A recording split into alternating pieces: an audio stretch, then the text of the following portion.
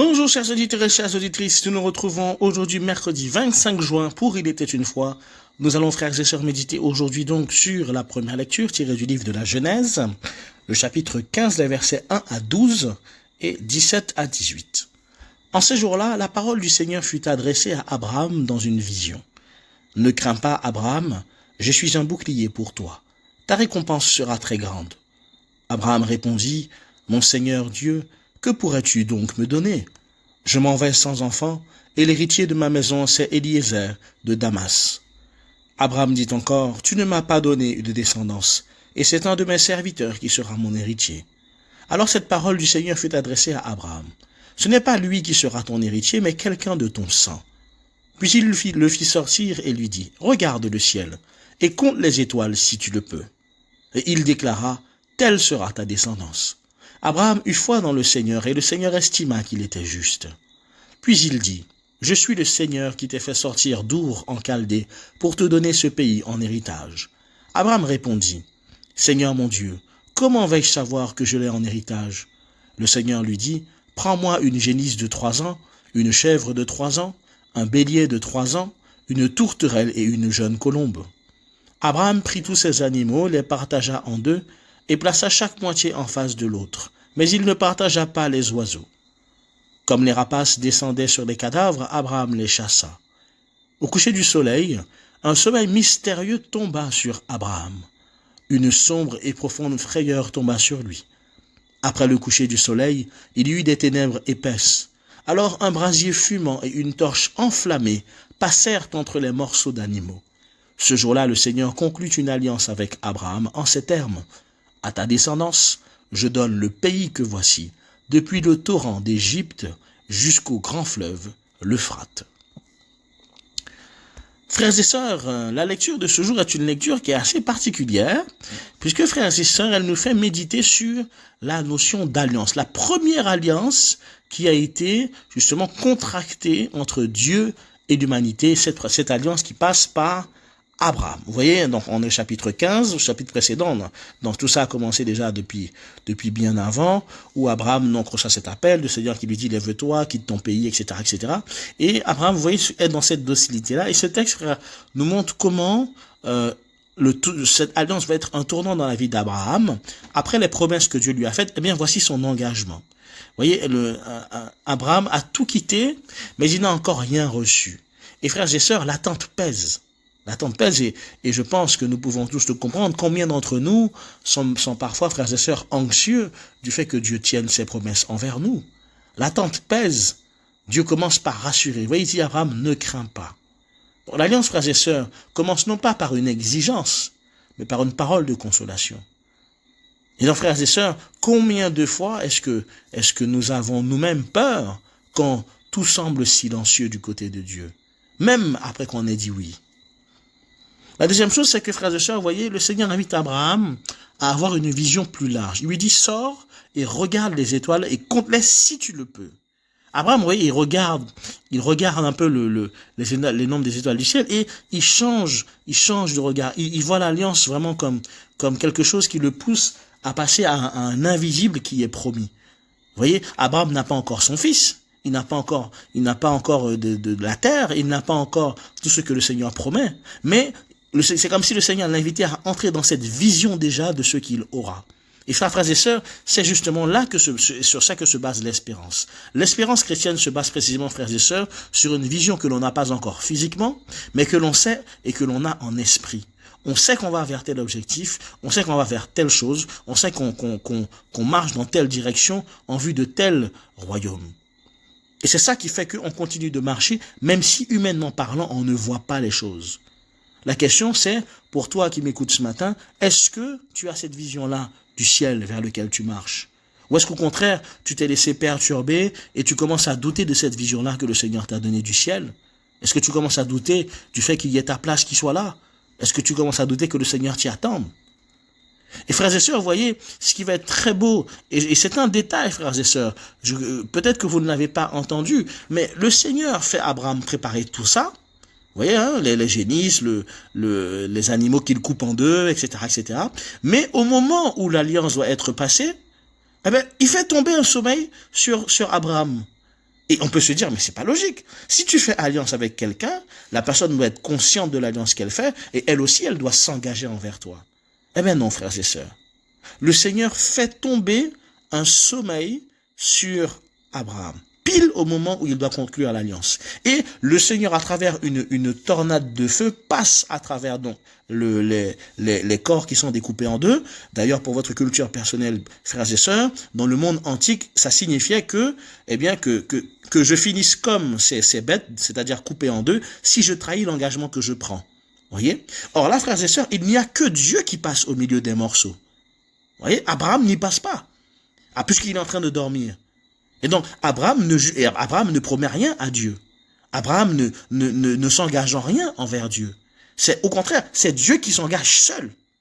Voyez? Et ça, frères et sœurs, c'est une grâce très importante, c'est que l'alliance est le fruit de la grâce. L'alliance est vraiment, frères et sœurs, c'est pas un contrat, mais c'est un don. Tu t'engages pour moi, même quand je dors. Ainsi, tu me tiens, même quand je faiblis. C'est-à-dire que, frères et sœurs, vous voyez, le Seigneur porte sur lui seul l'entière responsabilité et l'entière solidité de cette alliance-là. Elle n'est pas conclue, si vous voulez, d'égal à égal. C'est pas une promesse réciproque, je m'engage envers toi, tu t'engages envers moi. Non, c'est Dieu qui s'engage de manière unilatérale envers Abraham. Vous voyez? Et c'est ça, frères et sœurs, qui est fou. C'est que Abraham ne s'est pas engagé envers Dieu. C'est Dieu qui s'est engagé seul envers Abraham. Et à ce moment-là, frères et sœurs, c'est un engagement qui est gracieux de Dieu envers un homme qui est incapable de répondre par lui-même à l'appel de Dieu. Et ça, frères et sœurs, c'est ce qui est beau. C'est que cette alliance-là de Dieu, elle vient de la foi d'Abraham. Elle vient de cette foi-là qu'Abraham, elle porte. Et c'est une anticipation, frères et sœurs, justement, du sacrifice eucharistique, du sacrifice de la croix, où justement le Christ va porter sur lui seul l'alliance. Prenez et buvez, ceci est mon sang, le sang de la nouvelle alliance, l'alliance nouvelle et éternelle, qui sera versée pour vous et pour la multitude, en rémission des péchés. Vous voyez, l'humanité, frères et sœurs, à ce moment-là, ne s'engage pas envers Dieu. C'est Jésus seul qui porte sur lui, frères et sœurs, la rémission des péchés. Et c'est ce qu'on retrouvera, frères et sœurs, dans la théologie de Paul, dans la lettre aux Romains, chapitre 4, versets 1 à 5. Vous voyez, et ce qui va être encore plus intéressant, frères et sœurs, c'est que on va faire un peu d'hébreu. Quand vous regardez le mot sommeil profond, qui est utilisé pour parler du sommeil de Abraham, pardon, c'est le mot tardema. Tardema, c'est le même mot, frères et sœurs, que pour le sommeil d'Adam, dans Genèse chapitre 2, verset 21, lorsque, souvenez-vous, le Seigneur fait tomber un sommeil sur Adam, lui prend une côte pour créer Ève. Et donc, frères et sœurs, ce sommeil-là annonce pour Abraham un acte créateur, où Dieu est en train de créer à partir de lui. Un peu comme Dieu a créé Ève à partir d'Adam. Eh bien là, Dieu crée le peuple, son peuple, à partir d'Abraham. Avec cette très belle phrase, par toi seront bénies toutes les familles de la terre. C'est-à-dire que la bénédiction sera issue de toi, au sens propre du terme comme au sens figuré. Et ce sommeil-là, frères et sœurs, il annonce une action de Dieu qui dépasse la compréhension même d'Abraham. C'est un réel mystère divin. Oui, et ça échappe à la maîtrise même d'Abraham. Il lui-même n'est pas conscient de ce qui est en train de se passer, frères et sœurs. Et pourquoi est-ce que je vous dis ça? Parce que quand Dieu s'engage seul, en passant à travers ces morceaux-là, eh bien, il dit, je prends sur moi seul le poids de cette alliance. Et ça, frères et sœurs, c'est extraordinaire. C'est extraordinaire.